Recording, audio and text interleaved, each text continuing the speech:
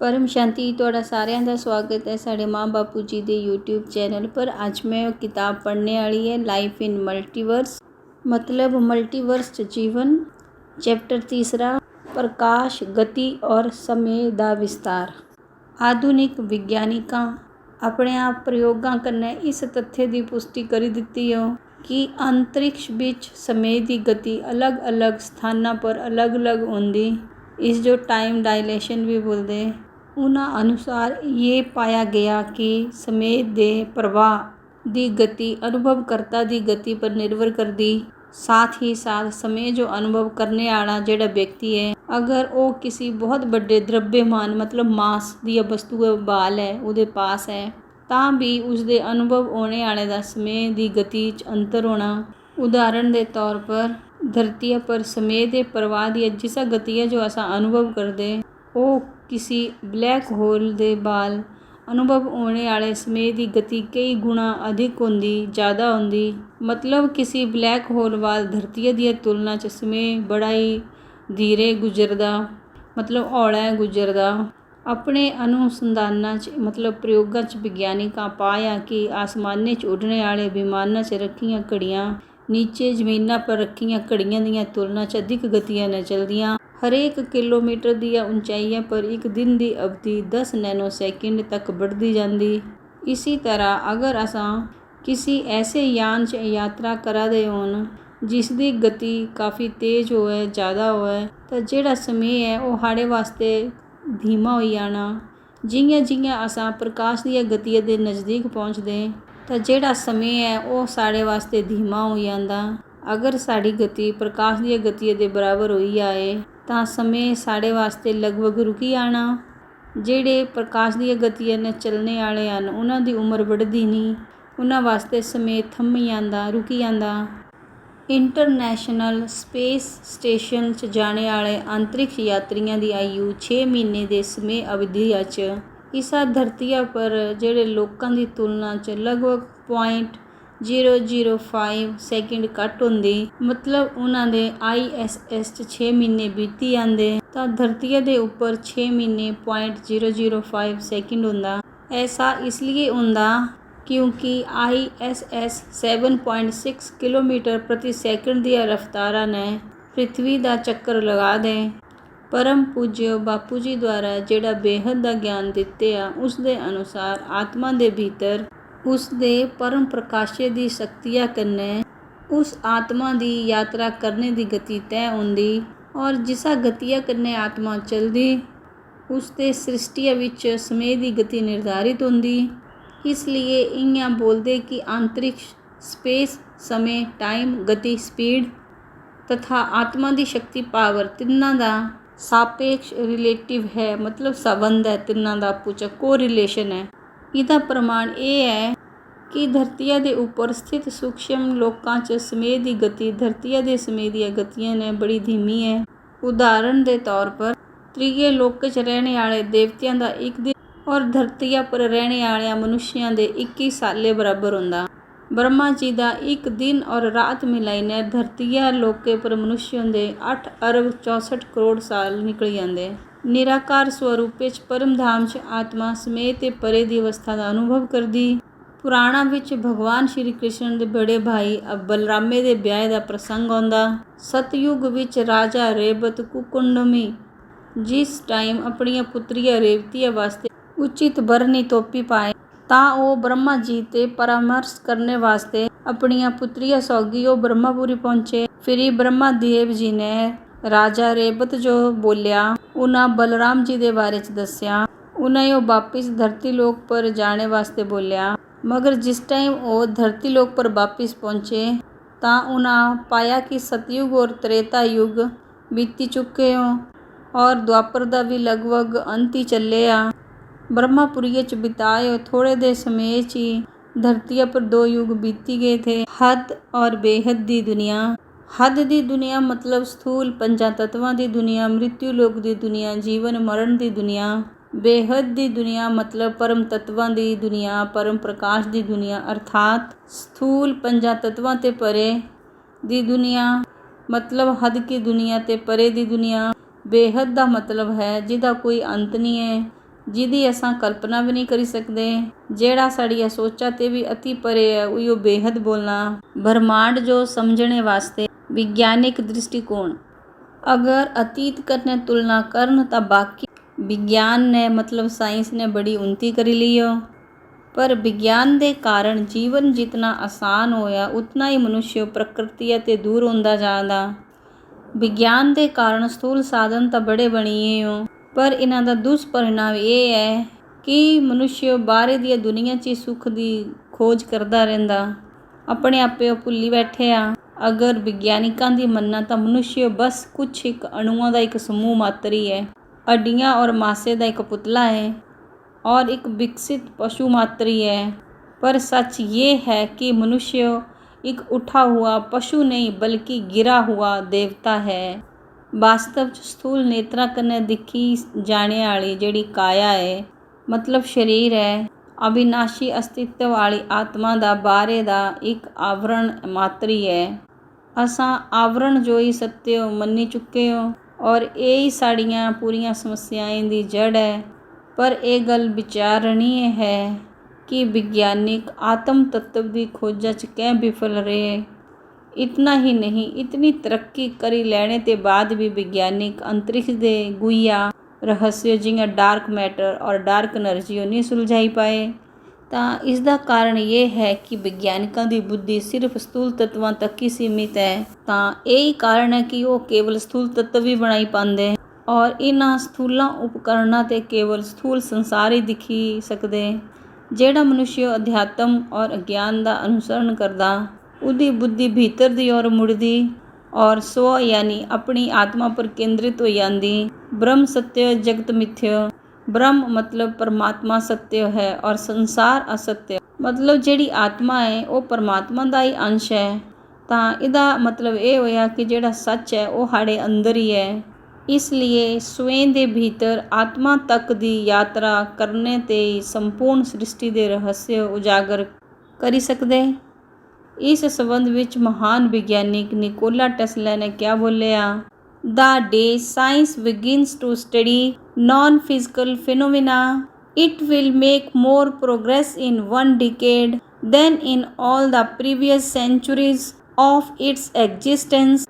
जिस दिने ते विज्ञान ने दिव्य और अव्यक्त प्रक्रिया का अध्ययन करना शुरू करी देना, ता 21 दशके ची उस इतनी तरक्की करी लैनी इतनी पिछलियां सदियां च नहीं कीती होंगी।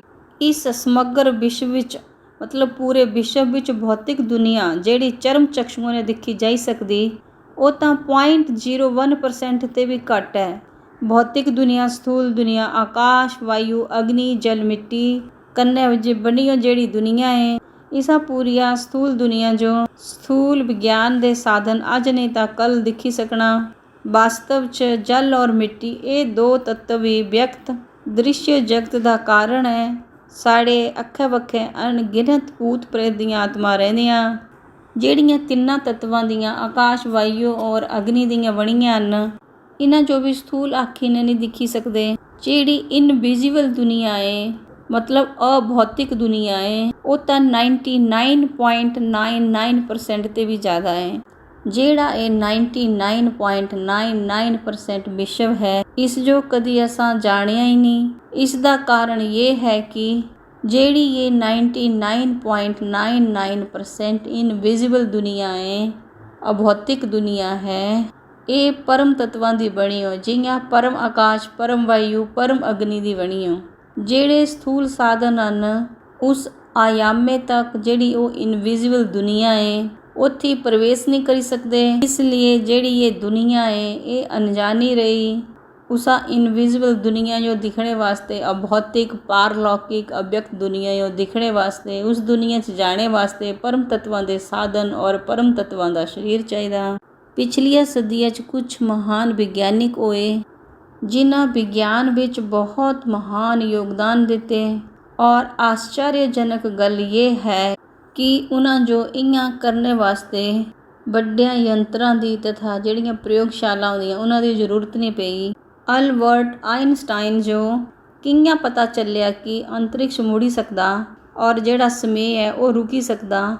जबकि उन्हां इयां जानने वास्ते कोई बड़ा प्रयोग नहीं किया और ना ही उन्हां कन्ने कोई दूगा रिसर्चर था और ना ही उन्हां वाल कोई ऐसी प्रयोगशाला थी।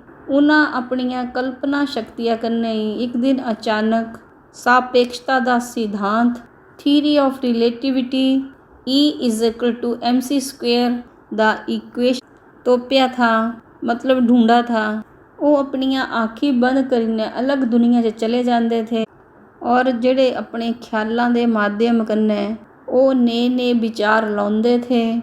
आइनस्टाइन पूरी रिसर्च अपनियां सोचा ने करी लेंदे थे, जेड़ी लैबा के प्रयोगे ते ज़्यादा सटीक होंदी थी।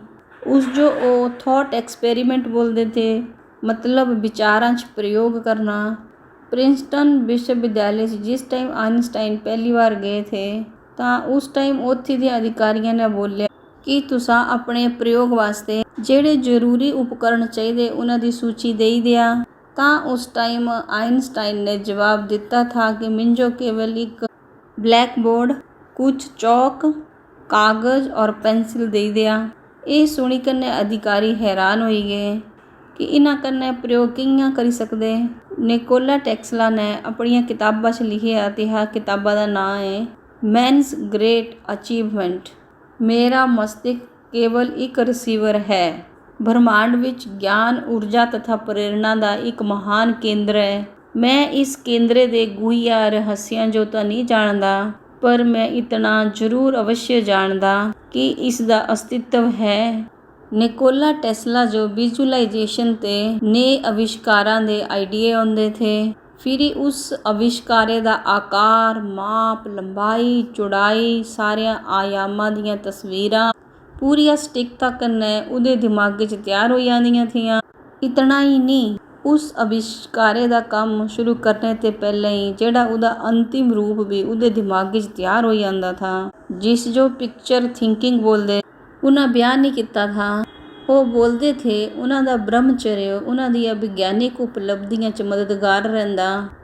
वो परग्रहवासियां दी मौजूदगी है इस पर वो पूरा यकीन करते थे। वो इयां भी बोलते थे कि एलियंस उन्हां दे संपर्क च आन। वो उन्हां कन्ने गल्लां भी करी पाते थे।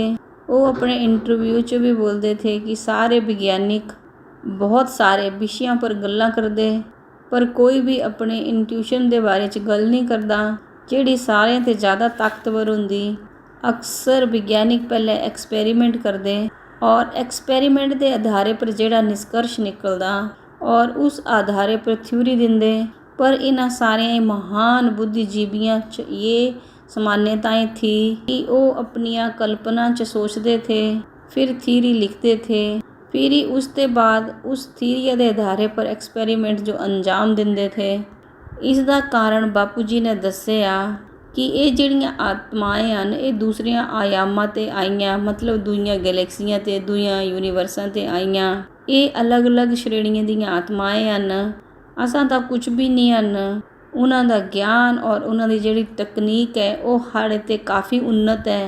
इत्थे जन्म लेने वालियां आत्माएं उत्थे दियां विज्ञानिकां दे समूह दियां ही आत्माएं होंदियां। वो धरती दे मनुष्यों का अच्छा करने वास्ते इत्थे जन्म लैंदियां। उन्हां दे ही समूह विचां ते कोई एक इत्थे जन्म लैंदियां और बाकी आत्मा उन्हें रेजमारी ने कम करने वास्ते प्रेरित करदियां। इत्थे जन्म लेने ते बाद उस आत्मा जो पहले दा कुछ भी याद नहीं रहिंदा। उन्हां जो अपने सूक्ष्म जगत दियां साथियां ते मैसेज रिसीव करने च, उन्हां जो जागृत मस्तिष्क च लाईने समझने च और आविष्कार करने च बड़ी मेहनत लगदी। इसलिए वो वालियां आत्माएं बार बार मनन चिंतन अकेलेपन च उपरदी दुनिया च चलियां जांदियां, एकदम ख्यालों च चलियां जांदियां। तां दिखना कि वो सारियां दे विच भी बैठियां बैठियां ख्यालों च खोई जांदियां। ख्यालों के जरिए ही वो ज्ञानी दी दुनिया च चलियां जांदियां। प्रेरणा देने कम कराने वालियां आत्माएं उन्हां जो रेजमारी कन्ने आविष्कारे दे बारे च ख्याल लाने वास्ते सोचने वास्ते मजबूर कर दियां। उन्हां जो विचार करवादियां कि तुहानू इयां इयां करना है। जियां फिल्म या कोई टीवी सीरीज़ जेड़ी उपरे दी दुनिया के बारे च दसदी या भविष्य च होने वाली घटना के बारे च दसदी, ਤਾਂ ਉਹ ਫਿਲਮ ਬਣਾਉਣੇ ਵਾਲਿਆਂ ਜੋ ਜਿਹੜੀ ਪ੍ਰੇਰਨਾ ਮਿਲਦੀ ਉਹ ਸੂਖਸ਼ਮ ਜਗਤ ਦੇ ਏਲੀਅਨਸ ਹੀ ਦਿੰਦੇ। ਇਹਨਾਂ ਜੋ ਰੇਜ਼ ਮਾਰੀ ਨੇ ਉਹ ਕਲਪਨਾ ਕਰਵਾਉਂਦੇ। ਸਟੀਫਨ ਹॉकिंग ਦਾ ਪੂਰਾ ਸਰੀਰ ਲਕਵਾਗ੍ਰਸਤ ਥਾ। ਉਹਦੇ ਮਸਤਕ ਜੋ ਛੱਡੀ ਨੇ ਉਹਦੇ ਸਰੀਰ ਦਾ ਕੋਈ ਵੀ ਅੰਗ ਕੰਮ ਨਹੀਂ ਕਰਦਾ ਥਾ। ਉਸਦੀ ਇਹ ਛੋਟੀ ਉਮਰ 'ਚ ਹੀ ਡਾਕਟਰਾਂ ਦੱਸਿਆ ਥਾ ਕਿ ਉਹ ਜ਼ਿਆਦਾ ਸੇ ਜ਼ਿਆਦਾ 2-3 ਸਾਲ ਹੀ ਜਿੰਦਾ ਰਹਿਣਾ। ਉਹਦੇ ਕੰਨੇ ਜਿਹੜੇ ਸੂਖਸ਼ਮ ਜਗਤ ਵਾਲੇ ਏਲੀਅਨ ਥੇ ਉਹ ਉਸ ਜੋ ਰੇਜ਼ ਮਾਰੀ ਮਾਰੀ ਕੰਨੇ ਉਸਦੇ मस्तिष्क जो जिंदा रखते थे और उन्हें सूक्ष्म जगत वालियां आत्मा ऐसी तकनीक विकसित करी ने स्टीफन हॉकिंग जो प्रेरणा दे के कि वो सोचे और उन्हां दा जेड़ा ज्ञान है वो लोग दिखन और सुनी पान। उन्हां दा मस्तिष्क केवल संकल्पां द्वारा ही अपने थीसिस दसदा था। विज्ञानिक अच्छा काम करदे मगर ज़्यादातर वैज्ञानिक ईश्वर जो नहीं मनते। ਸਟੀਫਨ ਹॉकिंग ਦੇ ਵਿਗਿਆਨਿਕ ਬੋਲੀ ਦਿੰਦੇ ਕਿ ਈਸ਼ਵਰ ਹੈ ਹੀ ਨਹੀਂ। ਤਾਂ ਇਤਨੀਆਂ ਵੱਡੀਆਂ ਹਸਤੀਆਂ ਹੀ ਮੰਨੀ ਨੇ ਲੋਕ ਵੀ ਨਾਸਤਿਕ ਬਣੀ ਜਾਂਦੇ ਜਿਸ ਤੇ ਦੁਨੀਆ ਵਿੱਚ ਮਟੀਰੀਅਲਿਜ਼ਮ ਫੈਲਦਾ ਭੌਤਿਕਵਾਦ ਜ਼ਿਆਦਾ ਫੈਲੀ ਜਾਂਦਾ। ਤਾਂ ਇਹਨਾਂ ਲੋਕਾਂ ਜੋ ਵੀ ਕੁਝ ਵਿਗਿਆਨ ਦੇ ਜਗਤ 'ਚ ਕੀਤਾ ਇਹ ਕੋਈ ਵੱਡੀ ਗੱਲ ਨਹੀਂ ਹੈ। ਇਹ ਸਭ ਤਾਂ ਸੂਖਸ਼ਮ ਜਗਤ ਵਾਲੇ ਏਲੀਅਨਸ ਕਰਾ ਦੇ। ਤਾਂ ਇਹ ਜਿਤਨਾ ਅੱਛਾ ਕਰੀਨੇ ਜਾਂਦੇ ਉਸ ਤੇ ਕਈ ਗੁਣਾ ਜ਼ਿਆਦਾ ਪ੍ਰਿਥਵੀ ਦਾ ਬੁਰਾ ਕਰੀਨੇ ਚਲੀ ਜਾਂਦੇ ਨਾਸਤਿਕਵਾਦ ਫੈਲਾਈਨੇ ਜਾਂਦੇ। ਅੱਜ ਉਹਨਾਂ ਦੀ ਵਜ੍ਹਾ ਤੇ ਅਮਰੀਕਾ ਯੂਰਪ 'ਚ ਜ਼ਿਆਦਾਤਰ ਲੋਕ ਨਾਸਤਿਕ ਹੋਈ ਗਏ ਹੋ। ਵਿਗਿਆਨਿਕਾਂ ਦੀਆਂ ਗੱਲਾਂ ਜੋ ਲੋਕ ਇੱਕਦਮ ਪਕੜੀ ਲੈਂਦੇ। ਅਗਰ ਕੋਈ ਸਿੱਧ ਪੁਰਸ਼ ਕੋਈ ਗੱਲ ਬੋਲੇ ਤਾਂ ਲੋਕ ਉਸ ਜੋ ਗੰਭੀਰਤਾ ਨਾਲ ਨਹੀਂ ਲੈਂਦੇ। ਉਹਨਾਂ ਦੀਆਂ ਗੱਲਾਂ ਉਹਨਾਂ ਜੋ ਸੱਚ ਨਹੀਂ ਲੱਗਦੀਆਂ। ਅਗਰ ਕੋਈ ਸਿੱਧ ਪੁਰਸ਼ ਵੇਦ ਉਪਨਿਸ਼ਦ ਔਰ ਸੂਖਸ਼ਮ ਜਗਤ ਦੀਆਂ ਗੱਲਾਂ ਬੋਲੇ ਤਾਂ ਉਹਨਾਂ ਦੀ ਨਹੀਂ ਮੰਨਦੇ। ਜਦਕਿ ਜਿਹੜੇ ਵੱਡੇ ਵੱਡੇ ਵਿਗਿਆਨਿਕ ਹਨ ਸਾਡੇ ਵੇਦ ਔਰ ਉਪਨਿਸ਼ਦ ਪੜ੍ਹੀ ਨਹੀਂ ਖੋਜਾਂ ਕਰਦੇ। ਅੱਜ ਵਿਗਿਆਨਿਕਾਂ ਦੇ ਕਾਰਨ ਹੀ ਸਾੜਿਆਂ ਰਿਸ਼ੀਆਂ ਮੁਨੀਆਂ ਜੋ ਸਿੱਧ ਪੁਰਸ਼ਾਂ ਜੋ ਮੰਨਣੇ ਵਾਲਿਆਂ ਦੀ ਸੰਖਿਆ ਘੱਟ ਹੋਈ ਗਈ ਹੋ। ਅੱਜ ਤੇ ਕੇਵਲ 388 ਸਾਲ ਪਹਿਲਾਂ ਤਕਰੀਬਨ 1633 'ਚ ਅਸਾਂ ਇਹ ਮੰਨਦੇ ਥੇ ਕਿ ਪ੍ਰਿਥਵੀ ਯੂਨੀਵਰਸ ਦਾ ਕੇਂਦਰ ਹੈ ਔਰ ਸੂਰਜ ਸਮੇਤ ਸਾਰੇ ਗ੍ਰਹਿ ਪ੍ਰਿਥਵੀ ਦਾ ਚੱਕਰ ਲਗਾਉਂਦੇ। ਗੈਲੀਲੀਓ ਨੇ ਵੀ ਦੱਸਿਆ ਤਾਂ ਹੀ ਸਾਨੂੰ ਪਤਾ ਲੱਗਾ ਕਿ ਸੂਰਜ ਕੇਂਦਰ 'ਚ ਹੈ। ਪ੍ਰਿਥਵੀ ਔਰ ਸਾਰੇ ਗ੍ਰਹਿ ਸੂਰਜ ਦਾ ਚੱਕਰ ਲਗਾਉਂਦੇ। ਸਾੜਿਆਂ ਭੌਤਿਕ ਸਥੂਲ ਸਾਧਨਾ ਪਿਛਲੇ 150-200 ਸਾਲੇ ਤੇ ਜਿਹੜਾ ਤੋਪੇ ਆ ਅਸਾਂ ਜਿਹੜਾ ਦਿव्य ਦ੍ਰਿਸ਼ਟੀਆਂ ਨੇ ਔਰ ਯੋਗ ਵਲਕਨ ਨੇ ਹਜ਼ਾਰਾਂ ਸਾਲ ਪਹਿਲਾਂ ਹੀ ਤੋਪੀ ਲਿਆ ਥਾ। ਇਸ ਟਾਈਮ ਸਾਡੇ ਪੰਚਾਂਗ ਔਰ ਜੋਤਿਸ਼ ਵਿਦਿਆ ਉਹਨਾਂ ਦੇ ਪ੍ਰਮਾਣ ਹਨ।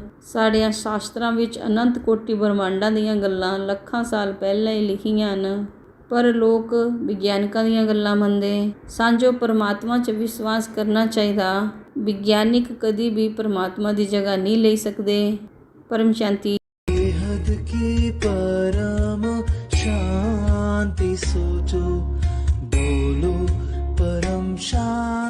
Join us daily for live meditation, 10 p.m. to 11 p.m. on YouTube Live. Subscribe now. Website www.paramshanti.org. Email us anand@paramshanti.org. Like, share, subscribe. Join today.